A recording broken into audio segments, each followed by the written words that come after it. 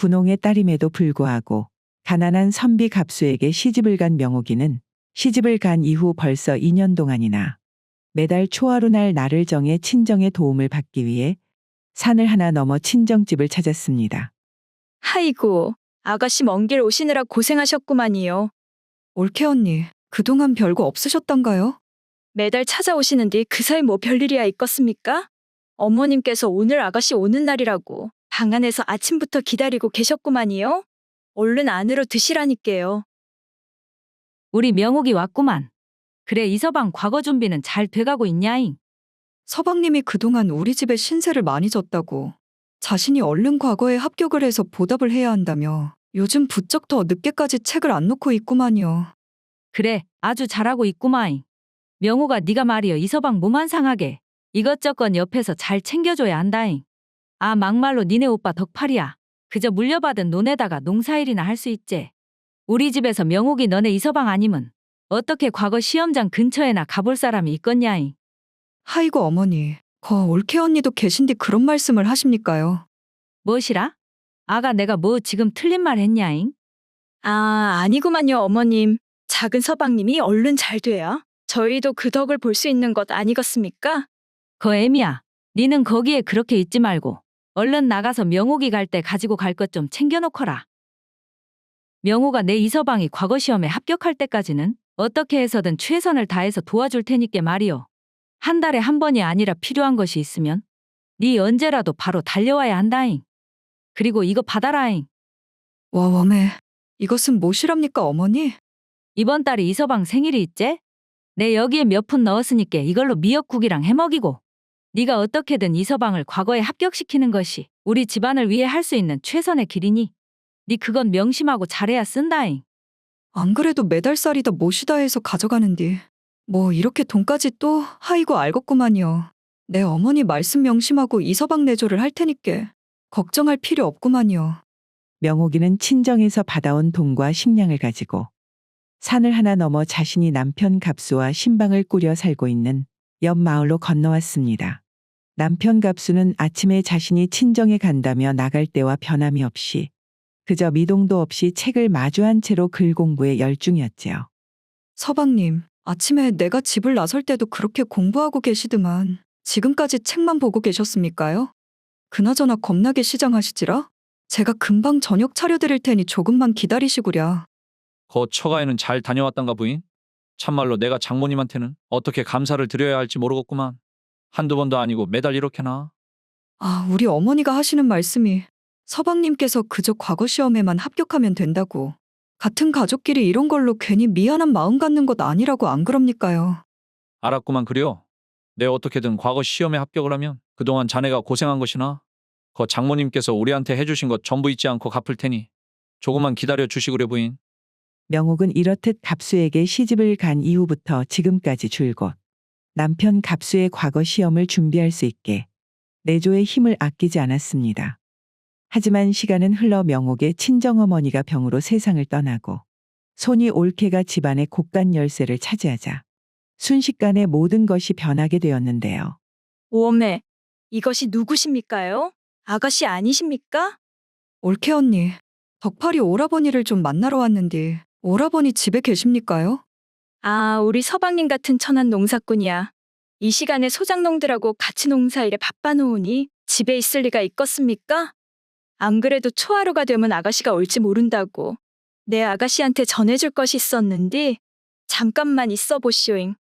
명옥의 손이 올케는 오랜만에 찾아온 명옥을 집안에 들어오라고도 하지 않고 그저 대문 밖에 세워둔 채로 홀로 집 안으로 들어가더니 작은 자루 하나를 가지고 와서는 명옥이에게 건넸지요.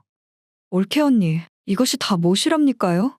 이것이 좁쌀인디 말이어요. 올해가 원체 흉년이다 보니께 이것밖에 못 주는 저희 사정도 이해를 해주셔야 쓰겄습니다요. 아, 그리고 이것은 내가 좀 말씀드리기는 그렇지만서도 막말로 아가씨네 작은 서방님께서도 벌써 몇 년이나 공부를 하신다고 허송세월을 보냈는데 이제는 아가씨를 위해서라도 되도 안 하는 과거 공부는 그만하시고 힘을 들여 일을 해야 하는 것 아니겠습니까? 와 웜에, 올케 언니 우리 사정을 뻔히 다 아시면서 어떻게 말을 그렇게 하십니까요? 덕팔이 오라버니도 이것을 다 알고 있으신 거랍니까요?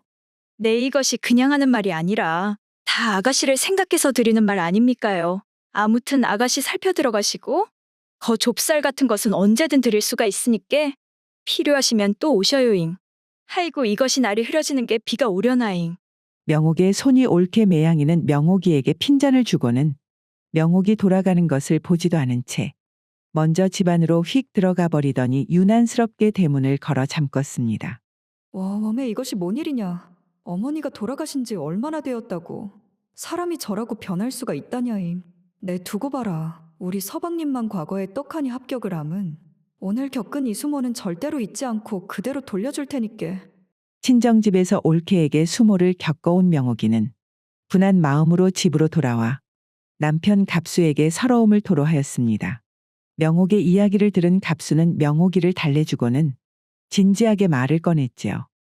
부인, 아무래도 내가 과거 공부를 포기하고 이제서라도 먹고 살기 위해 소당의 훈장일이라도 알아봐야 하는 것 아닌가 싶구만 그래. 아이고 그것이 무슨 말씀이시랍니까 서방님. 서방님이 지금 공부를 그만두시면 여태까지 고생한 것이 모두 다 물거품이 될 텐디 말이어요. 그러지 마시고 내 무슨 일을 해서라도 서방님 공부를 마칠 수 있게 내조를 할 테니께 걱정하지 마시라니께요. 내 가장으로서 역할도 제대로 못한 채 자네에게 모든 일을 떠맡기고는 참말로 자네한테 면목이 없어서 그러는구만. 서방님께서는 다른 것 신경 쓰지 마시고 그저 과거 공부에 힘을 쏟아주는 것이 저나 돌아가신 우리 어머니를 위하는 길이니께 아무런 걱정은 안 하셔도 되구만요. 그 뒤부터 명옥이는 남편에게 호언장담을 한 것처럼 마을에서 가깝게 지내는 친구 말숙이를 따라 온갖 품삯 일을 가리지 않고 해가면서 남편 갑수의 내조를 이어갔습니다. 명옥이는 태어나 처음으로 품삯 일을 해보는 것이라 모든 일이 손에 익지 않아 서투르고 힘들었지만 시간이 지남에 따라 그녀의 손에 하나둘 굳은 살이 박히고 어느새 일하는 것도 익숙해져 갈 때쯤 남편 갑수가 한양의 과거 시험을 보는 날이 찾아왔지요. 부인, 그동안 참말로 내 공부 뒷바라지를 하느라 고생 많았구만 그래. 분홍의 딸로 태어나서 평생 처음으로 품삯 일이란 것을 해봤을 텐디. 참말로 수고가 많았다는 말밖에는 할 말이 없구먼. 아이고 거 고생은 이런 것이 다 무슨 고생이랍니까? 그저 당신만 합격을 하면 이런 일은 나중에 웃으면서 이야기할 수 있는 좋은 추억거리가 되지 않겠습니까? 내 여비랑 넉넉하게 넣었으니 괜히 돈 아낀다고 다른 사람 집에서 눈치 보면서 주무시지 마시고 꼭 주막에 들르셔서 주무시라니께요. 하하, 알았네 알았어. 내 자네를 생각해서라도 꼭 그리하겠구만. 그럼 다녀올 테니 부인 너무 걱정하지 마시게나. 그렇게 남편 갑수가 한양으로 떠나자 명옥이는 그 뒤부터 나물이나 약초 등을 캐서 팔기 위해 매일같이 망태기를 들고 산으로 향했습니다. 우리 서방이 한양에서 힘들게 과거 시험을 보고 돌아오면 내 우리 서방님이 좋아하는 백숙이라도 해먹여야 쓸 것인디. 그럴라면 내 오늘은 꼭 삼이라도 하나 발견할 수 있으면 좋겠구마잉. 남편에게 몸보신을 해줘야겠다는 일념으로 나물이나 더덕을 캐며 망태기를 채워가던 명옥은 점점 더 깊은 산속으로 들어갔습니다. 그리고 명옥이 해가 저물 때까지 깊은 산속을 더듬거리고 있을 때 마침내 눈앞에서 삼을 발견을 하였지요. 그녀가 삼을 캐기 위해 허리를 숙이는 순간 갑자기 발목에서 뜨겁게 불이 붙는 듯한 느낌과 함께 눈앞이 흐려지며 명옥이는 정신을 잃고 말았는데요. 명옥이는 눈앞에 있는 삼의 정신이 팔려 발 아래의 독사를 발견하지 못한 채 발목을 물리게 된 것이었지요. 그로부터 시간이 얼마나 지났을까요? 명옥이 눈을 떠보니 산속에 누워 있어야 할 자신이 웬 낯선 방 안에 누워 있는 것을 발견할 수가 있었습니다. 깜짝 놀라 일어나 보니 방 한켠에는 흉측하게 생긴 사내가 명옥이를 주시하고 있었고 그 사내는 명옥이 정신을 차린 것을 보고 그녀에게 물을 한 잔 가져다 주었지요.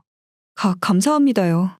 명옥이 물을 마시면서 놀란 가슴을 진정시키며 그 사내를 찬찬히 들여다보니 그 낯선 사내는 머리는 백발이 다 되었고 한쪽 눈은 멀어버린 것인지 감겨있는 상태였으며 코는 술에 취한 것 마냥 빨간 것이 도대체 나이를 가늠할 수가 없었습니다. 어르신, 여기가 대체 어디랍니까요? 제가 어떻게 여기에 오게 되었답니까요? 산속에서 쓰러져 있는 것을 보고 제가 저희 집으로 모셔왔구만요. 저는 병욱이라는 10만인데 보기에는 이래 보여도 이제 나이가 30밖에 되지 않았구먼요. 그나저나 그 깊은 산속에서 독사에 물리다니 조금만 늦게 발견했으면 참말로 큰일이 날 뻔했습니다. 원매, 내가 참말로 어떻게 감사의 말을 드려야 할지 모르겠구만요. 그나저나 제가 지금 여기서 이럴 때가 아닌데 가만히 있어봐라. 저희 남편이 한양에서 곧 돌아올 것인데 얼른 집으로 돌아가야겠습니다. 하이고, 저희 집이 산속에 있는 데다 지금 밤이 깊어나서 이 시간에서 산속을 헤매기라도 하면 진짜 이번에는 어떤 일이 일어날지 모르구만요. 거기다가 아직 몸도 성치 않으신디 말입니다. 그러지 마시고 거 부인날이 밝을 때까지 여기에서 계셨다가 해가 뜨면 제가 길을 안내해 드릴 테니 그때 길을 나서도록 하시지요. 그러면 병욱 씨 제가 염치불구하고 하룻밤만 더 신세를 지겠습니다. 명옥은 그제서야 자신이 낯선 남자와 밤을 보내야 한다는 사실이 눈에 들어오자 갑자기 병욱이에 대한 경계심이 마음속에서 싹트기 시작하였습니다. 그리고 병욱 역시 그것을 눈치채고는 명옥을 안심시키기 위해 이런저런 말을 걸어주었지요. 그러니까 제가 어릴 때 어머니께서 약을 잘못 먹여서 이런 흉측한 모습이 되어버렸구만요. 그리고 철이 들고부터는 사람들이 저를 바라보는 눈빛이 싫어 점점 사람들을 피하다 보니 자연스레 이 깊은 산속에서 심한 일을 하면서 지내게 되었구만요. 병욱이 자신이 살아온 이야기를 하며 대화에 물꼬를 트자 자연스레 명옥이 역시 자신의 이야기를 들려주었고 둘은 그렇게 이야기를 주거니 받거니 하며 밤새도록 이야기를 나누었습니다. 다음 날 똥이 트고 날이 밝자 병욱은 약속대로 명옥이에게 산을 내려갈 수 있는 길을 알려주고는 그녀를 안전한 곳까지 배웅하였고 명옥은 그런 병욱이에게 연신 고맙다는 인사를 하고서는 집으로 향했지요. 내 그동안 우리 서방님한테 시집을 간 이후로 몇 년 동안이나 그저 남을 위해서 살기만 했었는데 다른 사람이 나를 위해서 이렇게 밤새 간호를 해주고 다정하게 신경을 써주는 것이 참말로 몇 년 만의 일이라냐. 하이고 아서라아서 내가 지금 우리 서방님을 두고 도대체 무슨 생각을 하고 있다냐잉. 이런저런 감상에 젖은 채로 명옥이는 무사히 산에서 내려와 집에 도착을 하니 웬일인지 집 앞에 마을 사람들이 모여 있는 것 아니겠습니까? 도대체 무슨 일이 있길래 저리 사람들이 모였나 싶어 사람들의 틈을 비집고 들어가 보니 그곳에서는 다름 아닌 갑수가 어사화를 쓴 채로 다른 사람들의 축하를 받고 있었지요. 워메 서방님, 우리 서방님, 이것이 도대체 무슨 일이랍니까? 하이고 부인 그동안 말이요. 참말로 고생 많았구만 그려. 내 당신의 뒷바라지가 아니었으면 절대로 과거 시험에 급제를 못했을 것이구만 그래. 제가 고생은 무슨 놈의 고생입니까? 서방님이 몇 년 동안 밤새 눈이 빠지도록 책을 보시느라 고생하셨제. 내 참말로 이것이 꿈인지 생신지. 명옥이는 더 이상 목이 메어 아무 말도 이어가지 못한 채 그저 기쁨의 눈물만 흘릴 뿐이었고 갑수는 그동안 명옥이의 고생을 보상이라도 하려는 듯이 부인 명옥이를 따뜻하게 안아주었지요. 과거 시험에서 높은 성적으로 합격을 한 갑수는 이후 관직에 등용이 되고 한양으로 보직을 받았기에 부인 명옥이를 두고 한양살이를 위해 길을 떠났습니다. 부인, 내 한양에서 거처가 정해지고 자리가 잡히는 대로 바로 사람을 보낼 테니 여기서 조금만 더 기다려주시구려. 알겠습니다, 서방님. 내 서방님을 한양에 보내면서 이렇게 기분이 좋은 적은 오늘이 처음이구만요. 갑수가 한양으로 떠나자 명옥은 오랫동안 꿈꿔왔던 대감마님의 꿈이 벌써 이루어진 것 마냥 의기양양한 기분으로 마을을 누볐습니다. 그리고 하루는 예기치 않은 손님이 명옥의 집에 찾아오기도 하였는데요. 이것이 누구시랍니까? 우리 집에는 무슨 일로다가 이렇게 행차를 하셨단가요? 아이고 아가씨 작은 서방님 소식 들었습니다요. 참말로 축하드리구만이요. 제가 거 축하 선물로다가 쌀이랑 해서 이것저것 가지고 왔구만이요. 그런디 그동안 무슨 오해가 있으셨는가? 달마다 오시던 친정에는 발길을 끊으셔가지고 저랑 저희 서방님이 아가씨 걱정을 그렇게 많이 했구만이요. 아, 그깟 쌀이랑 돈 따위야 사람이 학식이 깊으면 자연스럽게 따라 붙는 것을. 하긴 그것을 아시는 분임은 저한테 그렇게 좁쌀을 던져주지는 않았을 건디 말입니다. 어찌되었든 지는 인자 더 이상 그 쌀이 필요가 없으니께 당장 가지고 가서 덕팔이 오라버니나 잘 챙겨드리시구랴. 아가씨, 웜에 아가씨.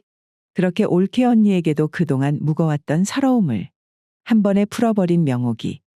하지만 이렇게 하늘 높은 줄 모르고 높게 치솟았던 그녀의 자신감도 시간이 지남에 따라 조금씩 변하기 시작했지요.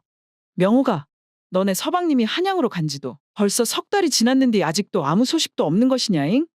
한양 생활이 정리가 됨은 우리 집에 사람을 보내겠다고 하시기는 했는디 말이여. 아직까지는 별다른 소식이 없구만 그래. 뭐시라고야?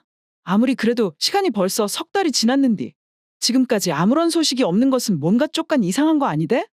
기다리고 있는 니한테 이런 말을 하는 것은 그렇지만서도 왜 눈에서 멀어지면 마음에서도 멀어진다는 그런 말이 괜히 있는 것은 아니자녀.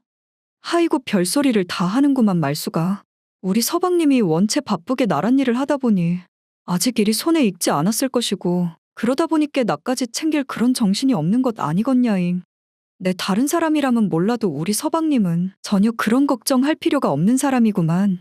친구 말숙이에게는 자신만만하게 말을 했지만 명옥이도 얼마 전부터는 남편 갑수에게서 아무 연락이 없는 것에 걱정이 되었던 것이 사실이었습니다. 명옥이는 기다리기만 해서는 아무런 답이 나오지 않을 것 같아 자신이 직접 한양으로 가 남편 갑수를 만나기 위해 길을 떠나기로 하였지요. 그렇게 명옥이는 중간중간 주막에 들러 머물면서 무려 보름의 시간에 걸쳐 한양으로 어렵게 도착을 할 수 있었습니다. 하지만 한양에 도착을 해서야 자신이 남편 갑수에 대해 하나도 모르고 있다는 것을 깨달았지요.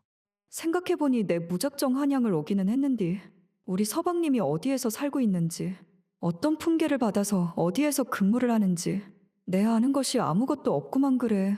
그렇다고 여기까지 왔는데 빈손으로 다시 강진으로 돌아갈 수도 없고 말이여. 참말로 일을 어쩌면 좋다냐잉. 그리하여 명옥이는 한양의 한 주막에서 자리를 잡고 그곳에서 거주한 채 경복궁의 문 앞에서 그저 남편이 오가기를 무작정 기다리기로 하였습니다. 궁궐에는 출입하는 문이 여러 개라 하루에 한 번씩 문을 옮겨가며 그저 남편이 나오기를 기다리기를 일주일째. 지성이면 감천이라고. 그녀는 마침내 궁에서 나오는 갑수를 발견할 수가 있었지요. 웜에서 서방. 아니구만 아니요. 여기까지 왔는데 내가 우리 서방을 오해하고 있는 것인지 아닌지 확인을 하고 서방님을 마주해야 쓰겄구만. 명옥은 당장이라도 갑수에게 달려가 그에게 안기고 싶은 마음이 굴뚝 같았지만 가까스로 마음을 억누른 채 갑수의 뒤를 밟아보기로 했습니다.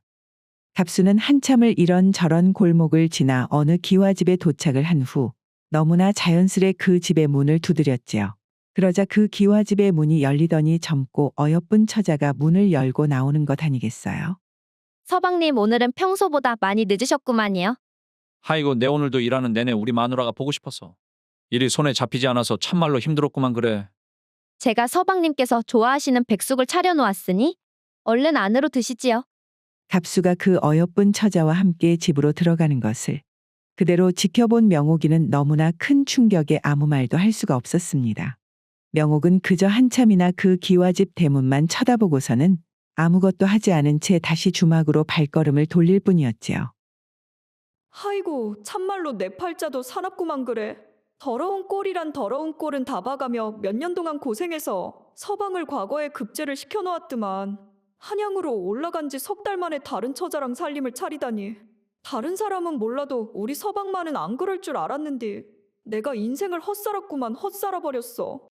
그나저나 내 마을에다가는 그렇게 서방이 과거에 합격했다고 대감마님이 된 것 마냥 이미 자랑을 다 해놓았는데 아이고 인자 나는 어디로 돌아가야 하냐 참말로. 명옥이는 답을 찾을 수 없는 질문만을 마음속으로 끝없이 거듭한 채 밤 늦게까지 연신 술잔을 기울였고 밤 하늘에 떠 있는 밝은 보름달만이 유일하게 그녀의 술 동무가 되어주었습니다. 오늘도 부지런히 깊은 산속에서 더덕이나 삼을 캐는 병욱이는 노련한 신만이답게 아직 해가 저물기도 전에 망태기를 반절 넘게 채우고는 집으로 발걸음을 향했습니다. 좁고 험한 산속길을 헤치며 병욱이 자신의 집에 도착을 하자 그는 뭔가 평소와는 다른 점을 발견할 수 있었는데요. 그것은 바로 마루 앞 디딤돌에 웬 여자 신발이 가지런히 놓여 있다는 것이었지요. 웜에 이 깊은 산속에 있는 집에 사람이 찾아올 일이 없을 것 같은데 도대체 누가 우리 집에 찾아왔다냐? 병욱은 신발을 보고는 의문에 쌓인 채로 살금살금 방으로 다가가 방문을 열었습니다. 그리고 조심스레 방 안을 들여다보니 그곳에는 명옥이 병욱을 위해 밥상을 차려놓고는 다소곳하게 앉아 있었지요. 이렇게 말씀드리는 것이 참으로 염치 없다고 생각되지만 말이어요. 그래도 병욱 씨, 이왕 저를 한번 살려주셨으니 그것이 그러니께 책임도 져주시면 안 되겠습니까?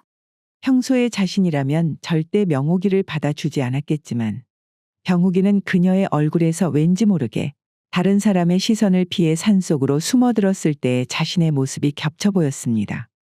그리고는 한참을 아무런 말을 하지 못한 채 그저 명옥이의 얼굴을 바라보다가 조용히 고개를 끄덕임으로 대답을 대신하였지요. 이후 명옥이와 병욱은 부부가 되어 다른 사람의 눈을 피해 평생 산속에서 함께 서로를 돌봐주며 조용히 여생을 보냈다고 합니다.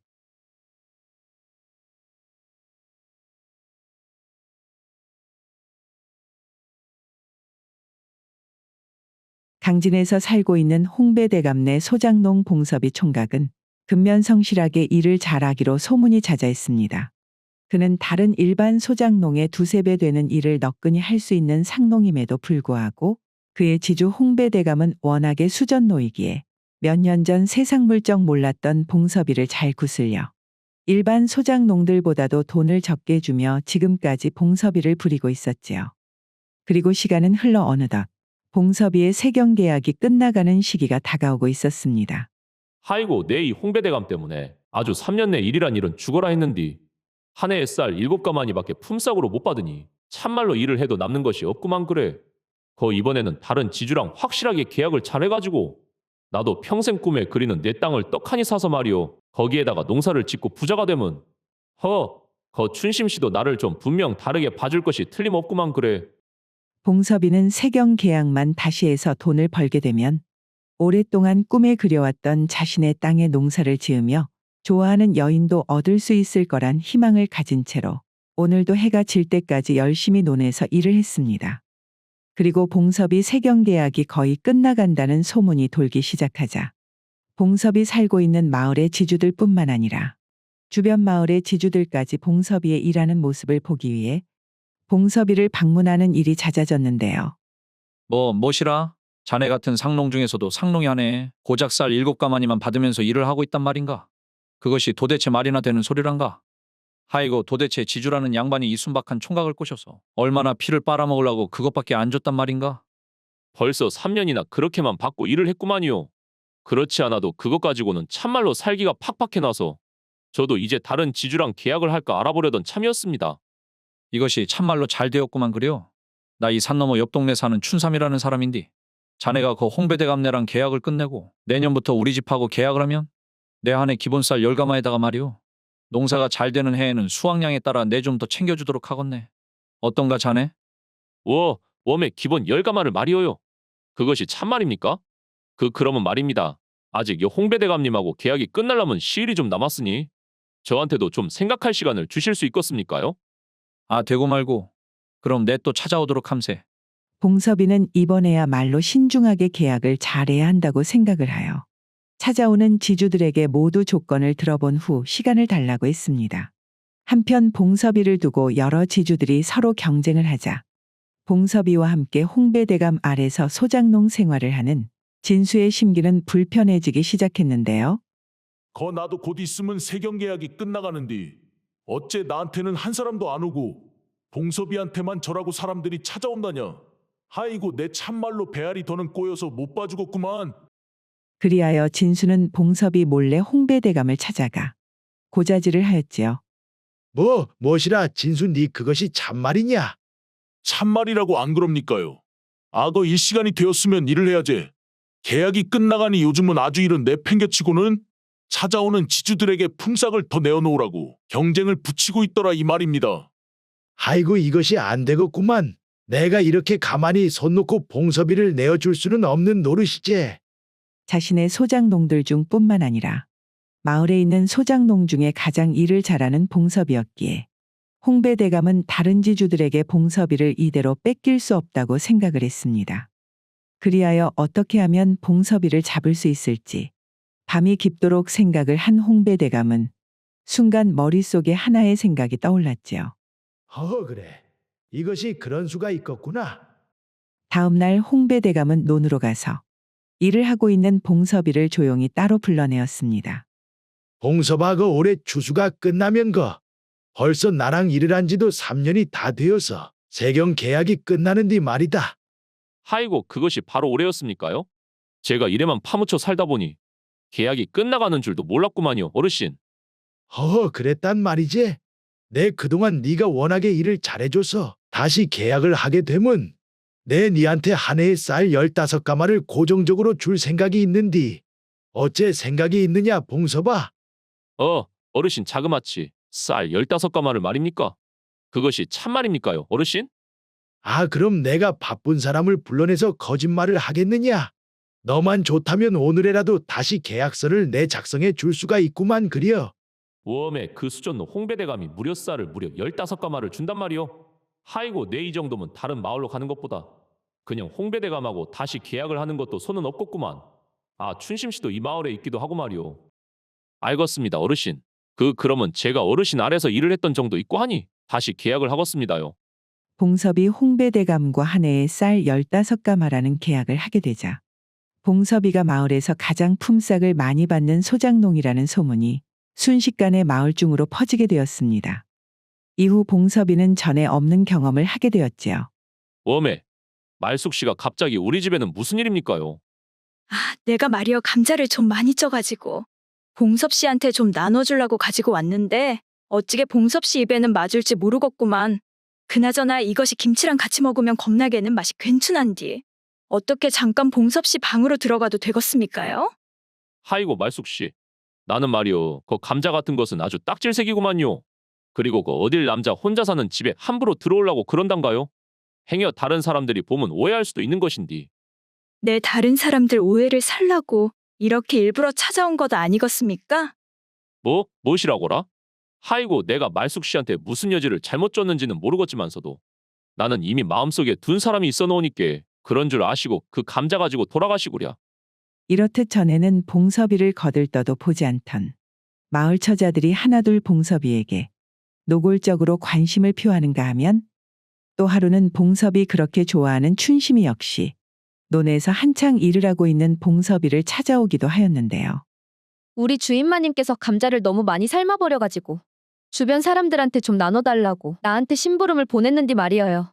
어찌게 봉섭 씨가 거 감자 같은 것을 좋아하는지 모르겠구만요. 하이고 춘심씨 내가 세상에서 젤루다가 좋아하는 것이 감자인디. 또 어떻게 그것을 아시고 가지고 왔대요? 그란디 춘심씨 혹시 그 김치도 가지고 오셨습니까요? 김치 말이어요? 거 주인마님께서는 감자만 챙겨주셨는디. 우째 그러십니까 봉섭 씨? 그 자고로 삶은 감자란 것이 김치랑 먹어야 맛 아니겠습니까? 그러면 내 이럴 것이 아니라 우리 집에 알싸하게 담궈놓은 김치가 있어 놓은디 어떻게 저랑 같이 그것을 맛보러 안 가겠습니까?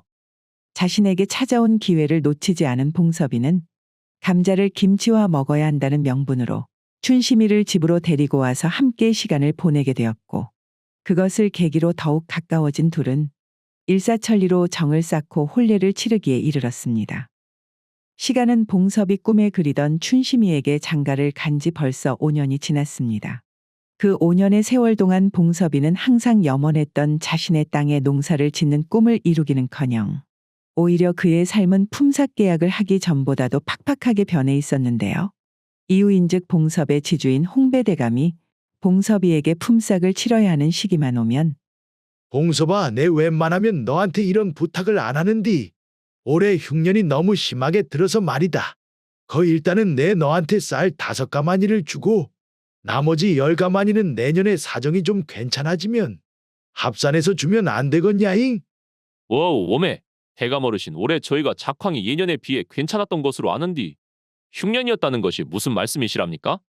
아 이놈아 그럼 내 지금 니한테 그깟 품삯을 주기 싫어서 흉년이었는디 흉년이라고 거짓말을 하고 있다는 것이냐? 니놈이 평소에 나를 어떻게 보았길래 나를 그렇게 쪼잔한 사람으로 몰아간단 말이냐? 아니 대감 어르신 제 말씀은 그것이 아니라 그러지 말고 네가 한두해 내 아래서 같이 일을 한 것도 아니니 그동안 정을 봐서라도 한 번만 좀 사정을 봐주면 안 되겠냐 봉섭아? 내 꼭 좀 부탁 좀 하자꾸나. 대감 어르신께서 그렇게 말씀하시면 어쩔 수 없구만요. 대신에 내년에는 꼭 합산해서 주셔야 합니다. 마음이 약한 봉섭이는 홍배대감에게 제대로 따져보지도 못하였고 다음해 그리고 또 그 다음해에도 홍배대감은 갖가지 이유를 내세우며 봉섭이에게 품삯으로 쌀 5가마니만을 주었습니다.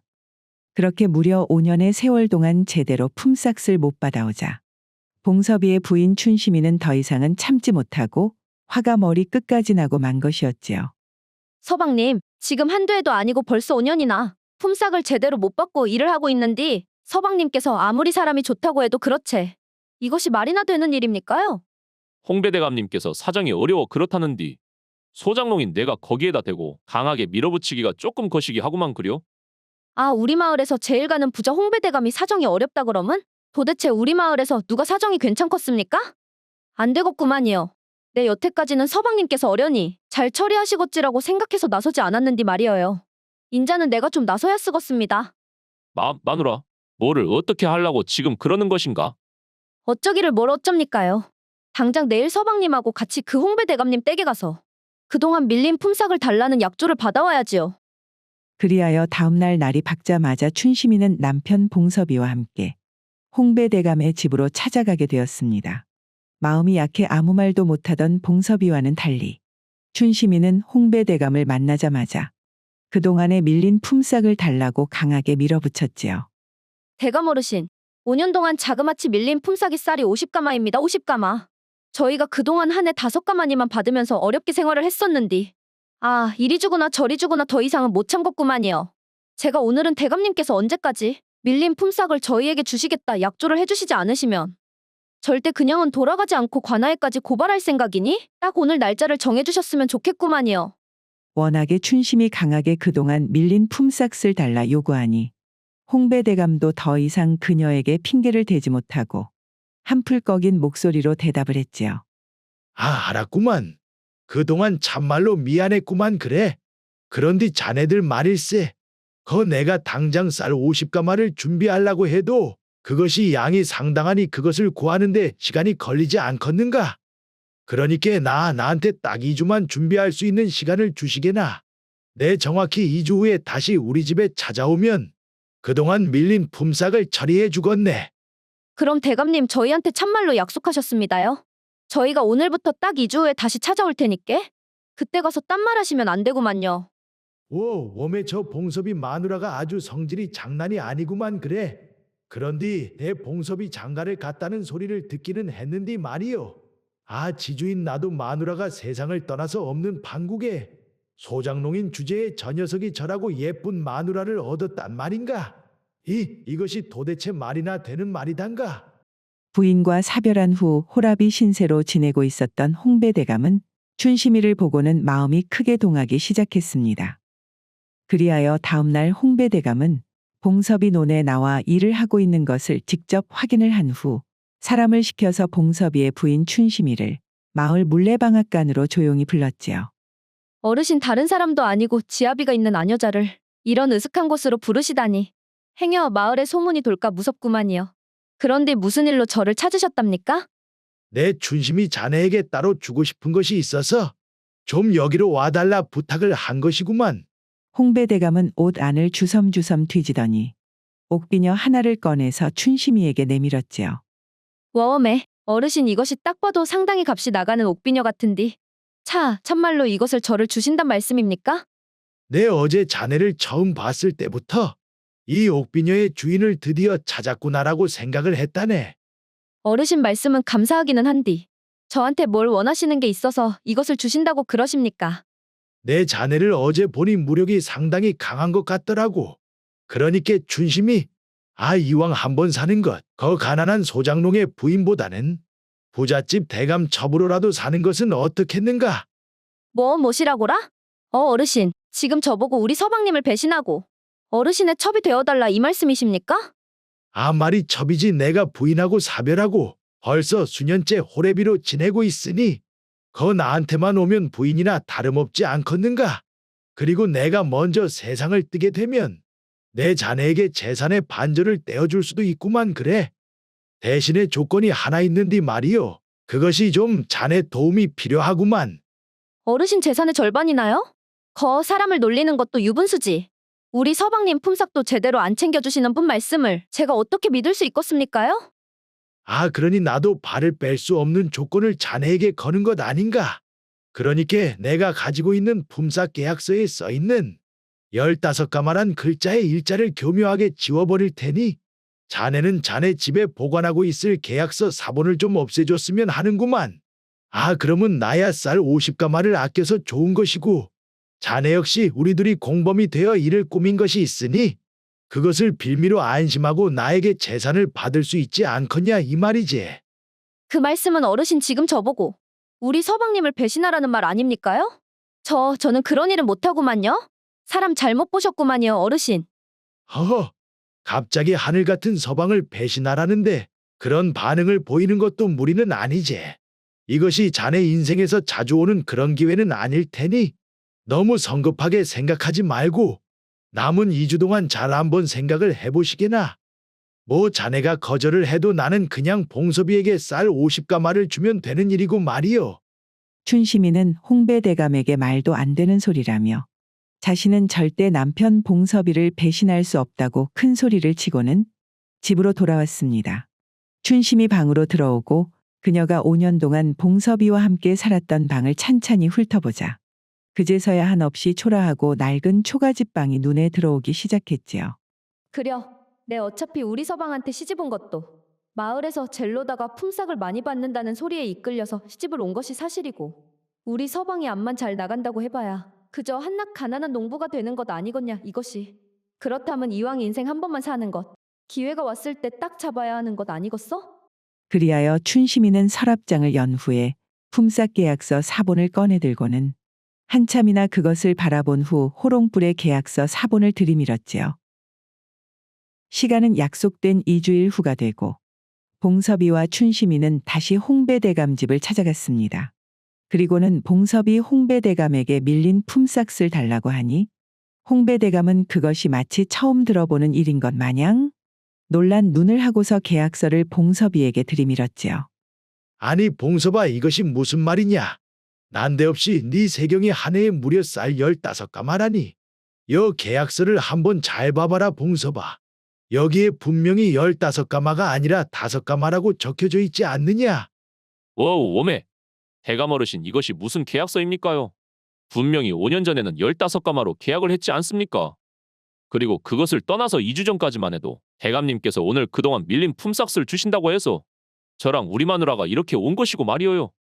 내가 나이가 들어서 그런가? 나는 전혀 기억이 안 나는디. 거의 2주 전에 참말로 내가 그랬단 말인가? 허허, 세상에 누가 소장농을 15가만이나 주고 부린단 말인가? 나는 자네 말이 더 이해가 안 가는구만 그래. 서방님 여기서 이럴 게 아니라 거 분명히 세경 계약을 했었을 때 서방님께서도 계약서를 받으셨을 거구만요. 아, 그것을 찾아서 대조해보면 되는 일 아닙니까? 그려 마누라. 역시 자네가 머리가 잘 돌아가는구만 그래. 이런 것은 말보다는 계약서를 따져보는 것이 맞지. 어르신 잠깐만 기다리고 계십시오. 제가 금방 집에 가서 다시 계약서를 가지고 올 테니까 말이에요. 허허, 내 어디 안 가고 여기 있을 테니 그려 얼른 다녀오게나 이 친구야.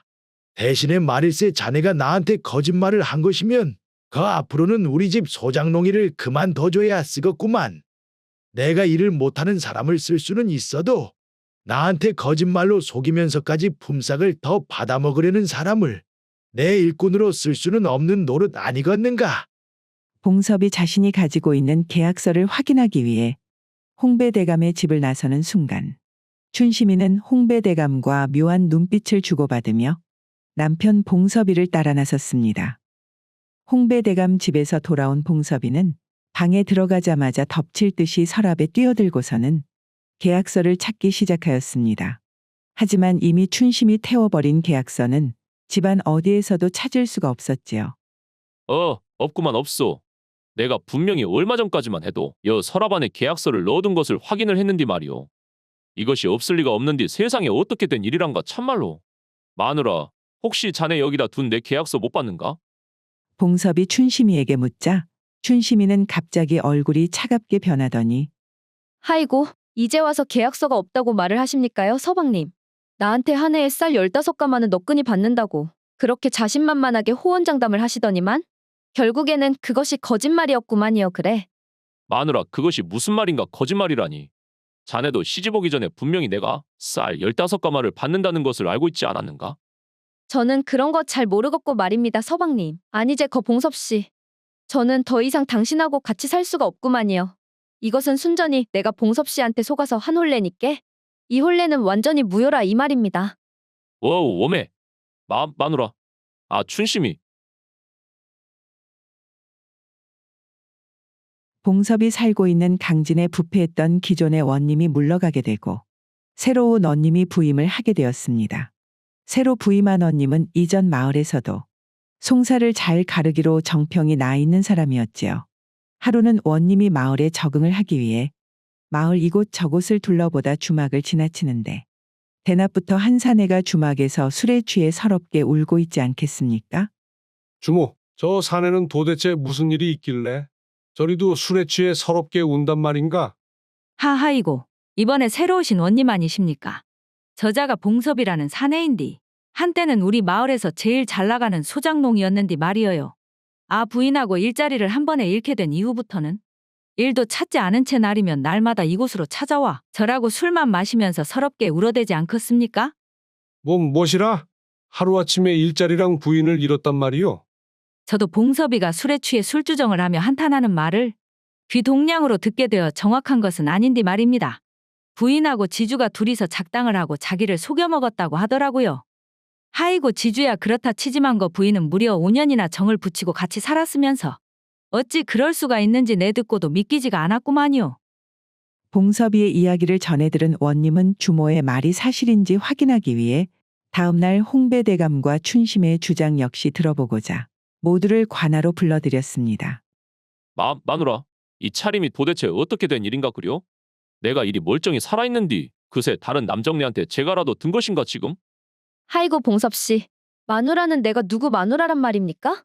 당신한테 속아서 같이 산 5년을 생각하면 지금도 화가 치미는데 도대체 뭐를 더 볼 것이 있다고 나를 관아에까지 오게 만든답니까요?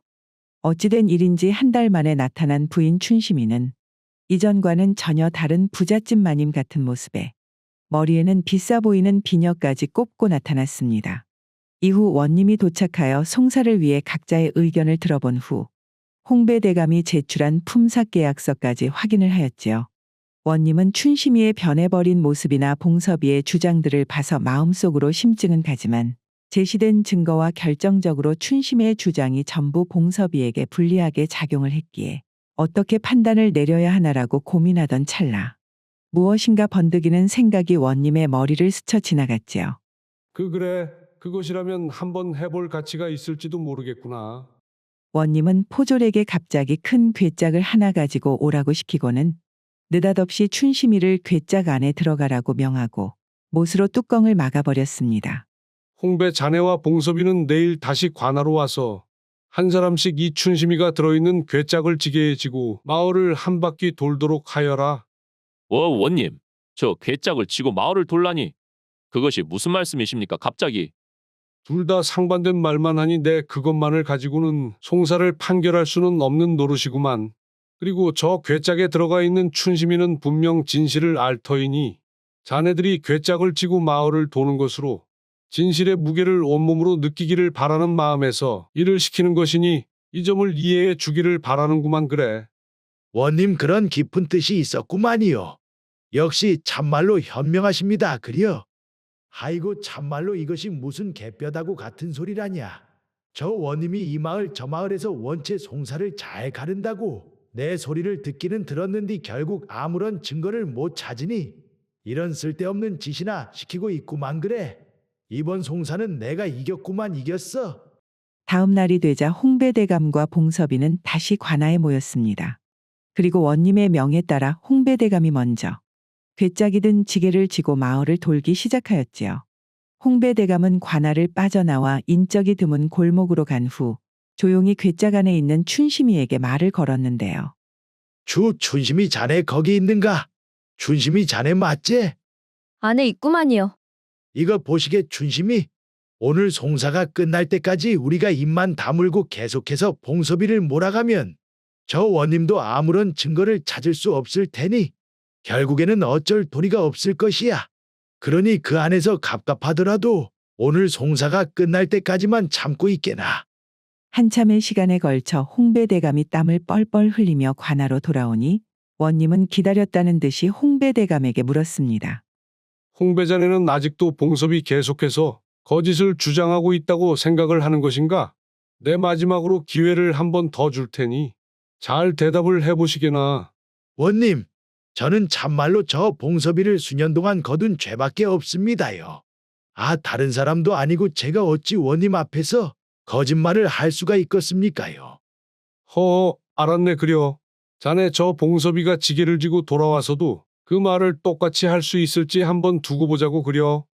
이후 봉섭이가 괴짝이 든 지게를 지고 마을을 돌 차례가 되었습니다. 봉섭이는 관할을 빠져나가자마자 괴짝에 대고 신세를 한탄하였지요. 허 마누라 듣고 있는가? 듣고 있구만요. 홍배대감이야 워낙에 수전노에 못된 양반이라 돈 때문에라도 그랬다 치지만 마누라 자네가 어떻게 나에게 이럴 수가 있단 말인가? 나는 자네랑 무려 5년이나 같이 살을 맞대고 산 자네 서방이 아닌가? 우리가 힘을 합쳤으면 홍배대감처럼 부자는 못 되더라도 우리 땅을 일구면서 남들 부럽지 않게 살 수 있었을 것을 말이오. 어찌되었든 지금 돌아가는 상황을 내 찬찬히 봐보니 자네가 나를 떠나 홍배대감에게 첩으로 가려고 그런 짓을 한 것 아닌가? 그래 이왕 일이 된 것 자네라도 잘 살게나 이 사람아. 봉섭이는 부인 춘심이에게 마지막 작별을 고하려는 듯 인사를 건네었고 다시 관할을 향해 발걸음을 돌렸습니다. 그런데 이것이 웬일입니까? 봉섭이 관하로 도착을 하니 홍배대감의 얼굴은 사색이 되어 있고 괴짝 안에 있어야 할 춘심이 역시 홍배대감의 옆에서 눈물을 흘린 채 벌벌 떨고 있는 것 아니겠습니까? 워우 오메 이것이 무슨 귀신이 고칼 노릇이다냐? 분명히 괴짝 안에서 우리 부인이 대답을 하는 것을 들었는디 말이오. 춘심이가 저기 있다면 지금 이 괴짝 안에는 도대체 누가 있단 말이냐잉? 허, 이제 그만 나와도 되는구만. 참말로 고생했네 그려. 아이고, 내 당신 때문에 참말로 별의별 짓을 다 합니다요, 글쎄. 괴짝 안에서 나온 사람은 다름 아닌 원님의 부인이었습니다. 다른 사람의 말투를 잘 따라하는 재주가 있었던 원님의 부인은 하루 동안 밤새 춘심이의 말투 흉내를 냈었던 것이었지요. 자, 홍배자네. 이번에도 자네가 한 말이 거짓이 아니라고 할 수 있겠는가? 살려만 주십시오, 원님. 제가 죽을 죄를 지었구만이요. 이리하여 봉섭이의 결백은 증명이 되었습니다. 홍배대감과 춘심이는 문서를 위조하고 파기한 죄로 옥에 갇히게 되었고 원님은 홍배대감의 땅과 재산을 몰수한 후 그것으로 봉섭이에게 원래 받아야 하는 품삯의 3배에 달하는 땅을 주었습니다. 마침내 봉섭이는 꿈에 그리던 자신의 땅 위에 농사를 지을 수 있게 된 것이었지요. 봉섭이는 타고난 농사 실력을 바탕으로 점점 더 땅을 넓혀가 이후에는 그 역시 소작농까지 쓰는 지주가 되어 마음씨 착한 부인을 다시 얻고는 다른 사람에게 베풀기도 하며 행복하게 살았다고 합니다.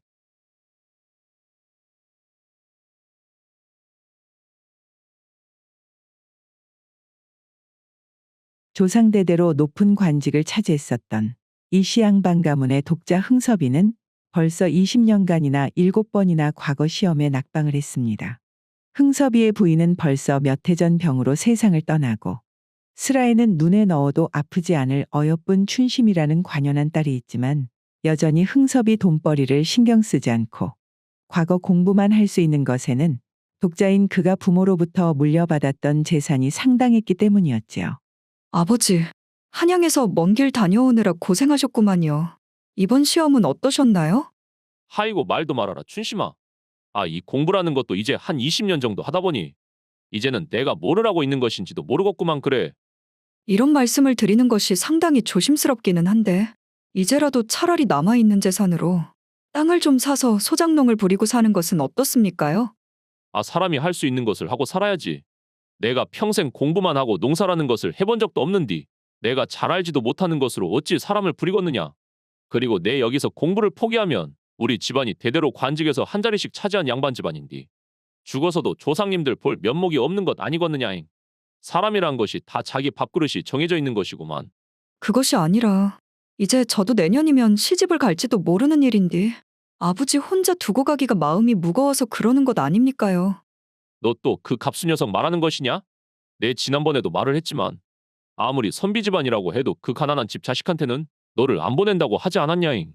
혼례라는 것이 집안이 어느 정도 맞아야 하는 것이지. 내 니를 어찌 그런 곳에 보내서 고생을 시키겠냐 이 말이오. 아버지께서 반대를 하셔도 저는 이미 갑수 씨랑 약조를 했는데 말이어요. 부모가 반대를 하는데 약조는 무슨 놈의 약조?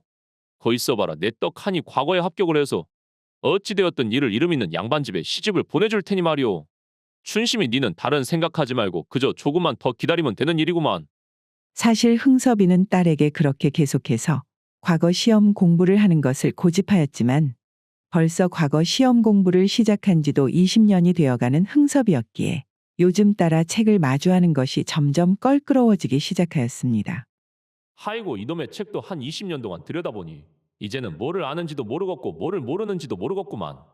요즘은 아주 책을 보기만 하면 머리가 지끈지끈한 것이 이제는 아주 두통이 다 오는 것이 안 되겠구만 안 되겠소.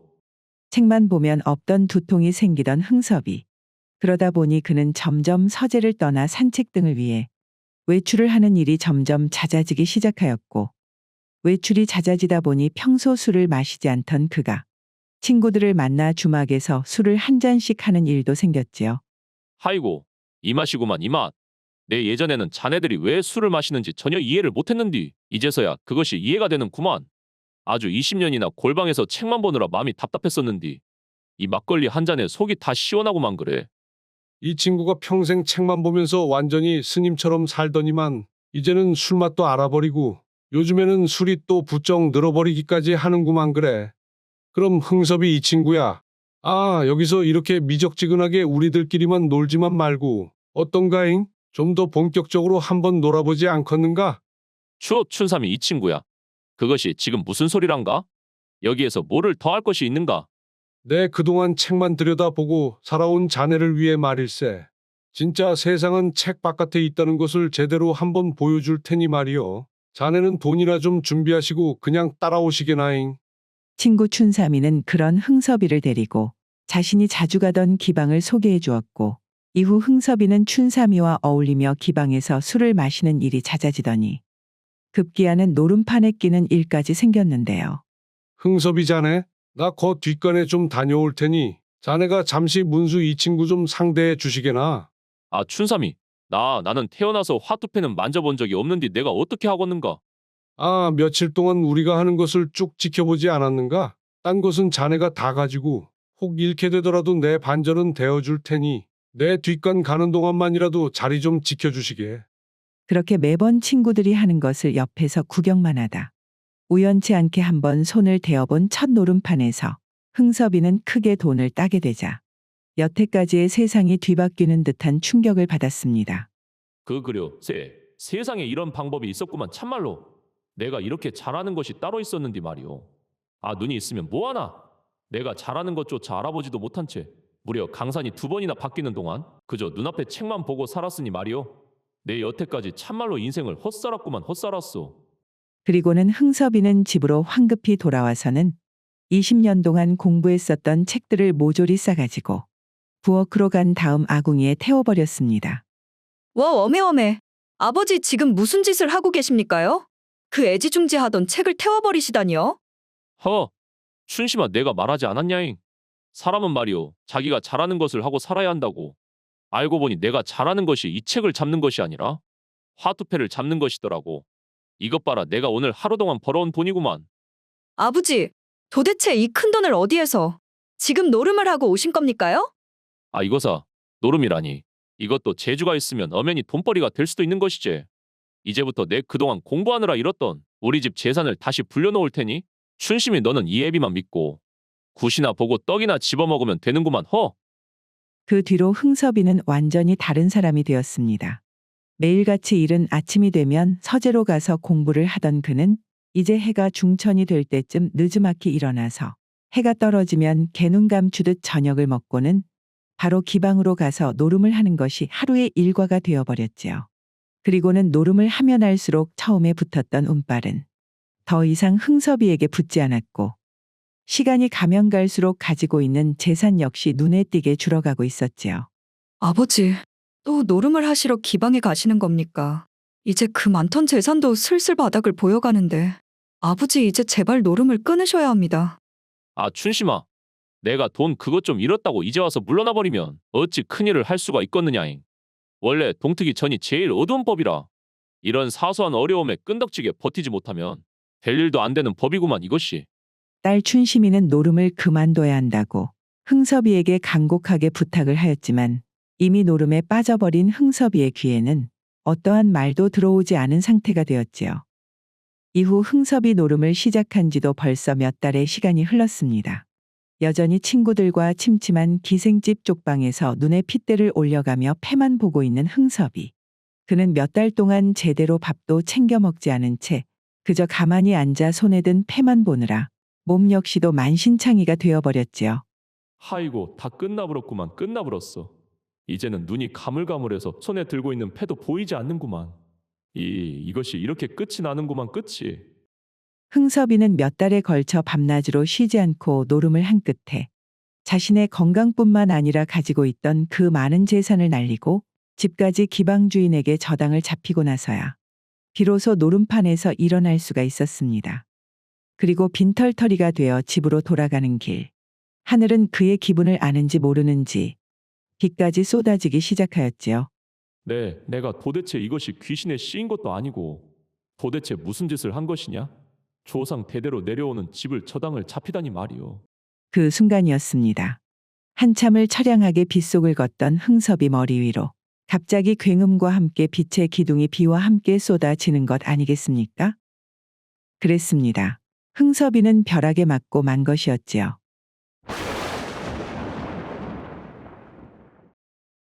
흥섭이 마을 사람들에게 들려서 엎혀오자 춘심이는 혼비백산하며 급하게 의원을 불렀습니다. 흥섭이의 상태를 한참을 보던 의원은 무거운 표정으로 춘심이에게 말을 건넸지요. 아무래도 거 흥섭이 어르신이 벼락을 맞은 것 같은디. 지금은 저렇게 숨이 붙어 있는 것만으로도 기적이구만요. 춘심이 아씨, 거 의원으로서 이런 말씀을 드리는 것이 조금 거시기 하기는 한디 말입니다. 아씨께서 상을 치를 준비를 하셔야 하겠구만요. 제 능력으로는 도저히 손을 쓸 수가 없습니다요. 그것이 무슨 소리십니까, 의원님? 저보고 지금 아버지를 포기하라는 말씀을 하시는 겁니까요? 의원조차 흥섭이의 상태를 보고는 해줄 수 있는 것이 없다며 손사래를 치며 떠나버렸지만 효심이 깊은 춘심이는 그런 말을 듣고도 아버지 흥섭이를 포기하지 않았습니다. 이후 춘심이는 아침부터 저녁까지 흥섭이의 곁을 지키며 그를 간호하였으며 밤이 되면 매일같이 마당에서 물을 떠놓고 하늘을 보며 간절하게 빌었지요. 하이고 아버지가 깨어날 수만 있다면 어떤 대가라도 제가 달게 치르겠습니다. 저에게 남은 것이 오직 아버지 한 분이시니 제발 아버지를 살려주십시오. 그런 춘심이의 극진한 간호와 기도가 하늘에 닿은 것인지 흥섭이는 벼락을 맞은 지 무려 2주일 만에 의식이 돌아왔습니다. 춘심아, 아버지 저 여기 있구만요. 웜의 춘심아, 이것이 어떻게 된 일이냐? 앞이 하나도 안 보이는구만. 그는 더 이상 예전의 흥섭이 아니었지요. 벼락을 맞은 후유증이 심하게 생겨버린 것인지 흥섭이의 머리는 완전히 백발이 되어버린 데다가 기운찬 목소리는 바람 빠진 것 마냥 힘이 빠진 소리로 변해버렸고 더 이상 눈은 앞을 볼 수가 없는 장님이 되어버리고 만 것이었습니다. 흥섭이의 의식이 돌아오자 춘심이는 바빠지기 시작했습니다. 아버지 흥섭이 몇 달 동안 걸친 노름으로 모든 가산을 탕진하여 당장에 먹고 살 돈이 없었기 때문이었지요.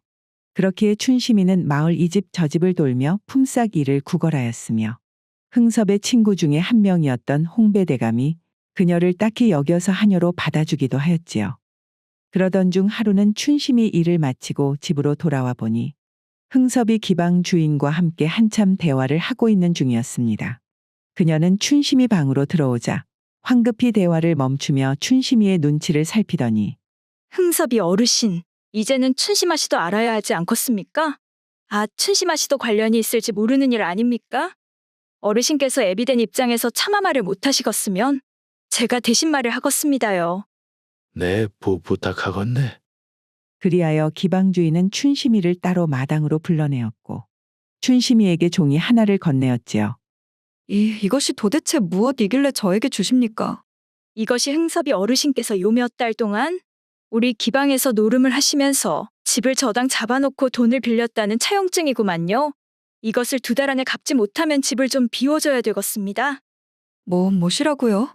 웜에 그것이 무슨 말씀이시래요? 이 집이 저희 조상대대로 물려받은 그런 집인데 여기서 나가면 저희는 어디에서 살라고 그것만은 안 되구만요. 이 집이 그렇게 중하다면야 거 방법이 아주 없는 것은 아닌디? 어디 한번 들어보실랍니까? 그것이 무엇이랍니까요? 지금 우리 아버지께서 몸도 편찮으시니 꼭 좀 사정을 한 번만 봐주셨으면 좋겠구만요. 아, 나도 흥섭이 어르신이 우리 집 단골이셨고 지금 어르신께서 몸까지 불편해진 마당에 어찌 그렇게 매정하게 길거리에 내쫓을 수 있겠습니까? 춘심아씨만 우리 기방에서 일을 해준다면야. 내 흥섭이 어르신께서 진 빚은 없었던 일로 해주겠습니다. 그 말은 지금 나보고 기생이 되라는 말입니까요? 내 춘심아씨가 워낙에 미모가 출중하니 빚을 받지 않는 대신 기생이라도 되는 기회를 주는 것입니다. 다른 사람 같았으면 어림도 없는 이야기지요. 아무래도 급작스러운 이야기에 고민이 많이 될 터이니 앞으로 2달의 시간을 드리겠습니다. 한번 잘 생각해 보시고 어떤 것이 좋을지 결정해 보시지요. 기방주인은 춘심이에게 청천벽력 같은 말만을 남기고 호련히 집을 떠나버리고 춘심이는 충격을 받은 채 방으로 들어가 보니 아버지 흥섭이는 딸에게 미안한 마음에 그저 보이지 않은 눈으로 눈물을 흘리고 있을 뿐이었습니다. 기방주인이 흥섭의 집을 다녀간 이후 춘심이는 갑수를 만나 어렵게 이별을 고했습니다. 기생이 돼야 한다니 춘심낭자. 아버지가 진빚 때문에 이런 법이 세상에 어디 있습니까? 일이 되다 보니 제가 갑수 도련님하고 한 약조를 지킬 수가 없게 되었구만요. 마음이 멀어져 그러는 것도 아니고 돈 때문에 헤어져야 한다는 것이 도저히 받아들일 수가 없어서 그러는구만요. 춘심낭자. 차라리 그러지 말고 저랑 같이 한양에 있는 저희 큰 형님 집으로 몰래 가는 것은 어떻습니까? 저희 큰 형님께서 풍족하게 살지는 않지만서도 우리가 같이 있을 수 있다면 함께 모신들 못하겠습니까? 아무리 아버지께서 진 빚 때문이라고는 하나 그래도 저를 낳아주신 아버지인데 저마저 아버지를 떠나버리면 앞도 못 보시는 분이 어떻게 살아가실 수가 있겠습니까? 마음은 아프지만 저희들 인연은 여기까지라고 생각하시고 저를 잊고 좋은 년을 만나기를 바라겠구만요. 춘심낭자. 춘심이 사랑하는 갑수와 이별을 하고 아버지의 곁을 지키기 위해서는 그저 기생이 되는 수밖에 없구나라고 체념을 한 채로 하루하루를 보내고 있을 때 어느 날부터인가 흥섭이 평소와는 다른 이상한 행동을 보이기 시작하였습니다. 그는 평소에는 하지 않던 혼잣말을 중얼거리기 시작하더니 한 번은 아침 일찍 홍배대가미를 하러 가는 춘심이를 붙잡고서는 춘심아, 오늘은 말이다. 점심 지나서 소나기가 올 것 같으니까 일하러 가기 전에 빨래를 걷고 나가려무나. 아버지 하늘에 이렇게 구름 한 점 없는데 그것이 무슨 말씀이시래요? 앞만 봐도 비가 올 것 같지는 않은디 말이어요. 그것이 다 아는 수가 있으니 일단은 걷어놓고 가보거라잉. 춘심이는 아버지께서 그냥 하는 소리겠거니라고 생각하며 대수롭지 않게 여기며 빨래를 걷고는 홍배대감의 집으로 향하였습니다. 그리고 그날 점심이 되자 하늘에 구름 한 점 없었던 하늘은 거짓말처럼 어두워지더니 갑자기 소나기가 내리기 시작하는 것 아니겠어요? 아버지께서 뭔가 알고 말씀을 하신 것이다냐. 아니면 이것이 그냥 우연의 일치인 것이다냐. 참말로 헷갈리구만. 그리고 이후로도 흥섭이 날씨를 맞추는 일은 점점 더 잦아졌는데요. 아버지 이웃집 선옥이 아주머님네 아들 덕팔 씨가 다음 주에 장가를 간다고 혼례를 치른다고 하니 그날 아버지께서도 오셔서 음식이랑 좀 드시라고 하시는구만요. 허허, 그 어리다고만 생각했던 덕팔이도 벌써 장가를 가는구만. 아이고, 그런데 이것을 어쩌면 좋냐, 춘심아. 네? 무슨 일이 있던가요, 아버지? 그날이 앞만 봐도 비가 겁나게는 올 것 같은디. 이러다가 혼례잔치를 다 망치게 생겨버렸다, 춘심아. 웜에 그것이 참말입니까요? 덕팔 씨의 혼례날이 일주일 뒤인데 벌써부터 그것도 보실 수 있으십니까요, 아버지? 춘심이는 이미 몇 번이나 흥섭이 날씨를 맞춘 것을 경험했기에 이번에도 그냥 하는 소리가 아니라고 생각을 하여 바로 이웃집으로 가 일주일 후 비가 올 것이라고 말을 전했지요. 무엇이라고? 춘심아, 너가 아버지가 그날 비가 온다고 했다고? 하이고, 내 춘심이 네 앞에서 이런 말 하는 것은 참말로 미안한데 말이다. 앞도 제대로 못 보는 양반이 어떻게 일주일 후 날씨를 맞춘다고 그런 말을 한다냐잉. 저도 처음에는 안 믿겼는데 벌써 아버지께서 몇 번이나 날씨를 정확하게 맞추셨다니까요. 이것이 그냥 흘려넘기실 말은 아니구만요. 너네 아버지한테 신경 써주시는 것은 참말로 고마운디. 그날은 길일이라 바꿀 생각이 없으니께. 그날 우리 집에 오셔가지고 만난 것이나 많이 잡수시라고 전해 주거라잉. 그리고 이웃집 선옥이 역시 처음 춘심이가 그러했듯이 흥섭이의 말을 대수롭지 않게 넘기고는 일주일의 시간이 지난 후 아들 덕파리의 혼례를 거행하였습니다. 그날 아침까지만 해도 날씨는 멀쩡하였지만 막상 덕파리의 혼례가 진행되자 하늘이 점점 어두워지더니 천둥이 치고 장대 같은 빗줄기가 쏟아지기 시작하였지요. 워메 흥섭이 그 양반이 그저 헛소리를 하는 줄 알았는디 이제 보니 그 양반이 번개를 맞더니만 하늘하고 대화를 하는 방법을 깨우쳐버렸나 보구만. 흥섭이 덕파리의 혼례 날씨를 일주일 전부터 마쳤다는 소문이 퍼지자 마을에서는 그야말로 난리가 났습니다.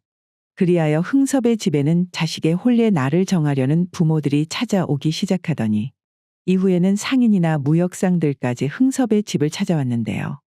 한 소금 장수는 흥섭이를 보자마자 큰 돈꾸러미를 떡하니 내려놓더니 선생님, 제가 여기저기 섬을 돌아다니면서 소금 장사를 하고 있는 상인인데 말이어요. 혹시 올 여름에 소금을 사두려고 하는데 어떻게 날씨가 괜찮겠습니까? 거보니 올해 늦여름부터 초가을까지 비나 태풍이 제법 많이 올 것 같구만. 자네한테 튼튼한 창고가 있으면 소금을 사놓아도 괜찮을 것 같구만 그래. 아이고 선생님 참말로 감사합니다요. 앞으로는 매년 좀 잘 부탁드리겠습니다. 그리고 시간은 기방 주인이 춘심이에게 약속한 2달이 되어 흥섭의 집을 찾는 일이 있었습니다. 그녀는 수많은 사람들이 줄을 지어 흥섭이에게 날씨를 물어본 후 돈을 바치는 모습을 보고는 깜짝 놀라면서 한숨을 쉬었지요. 아이고, 흥섭이 저 양반이 날씨를 맞춘다는 터무니없는 소문이 들려서 긴가민가 했었는데 그것이 참말이었구만. 내 10년에 한번 나올까 말까한 미무의 기생을 얻을 수 있는 기회였는디 이것이 다 끝나버렸구만. 다 끝나버렸어. 이후 흥섭은 날씨를 보는 능력을 통해서 번 돈으로 모든 빚을 갚았습니다. 그 덕에 춘심이 역시 기생이 되지 않고 마음 편히 갑수에게 시집을 갈 수가 있게 되었지요. 이 모든 것이 그저 우연의 일치라고 치부할 수 있겠지만 이것이 흥섭이 번개를 맞아 사경을 헤맬 때 춘심이가 포기하지 않고 아버지 흥섭의 곁을 지키며 기도를 드리는 정성에 하늘에서 춘심이의 효심에 감명을 받아 흥섭의 몸에 하늘의 기운을 넣어준 것은 아닐까 하는 생각이 드네요.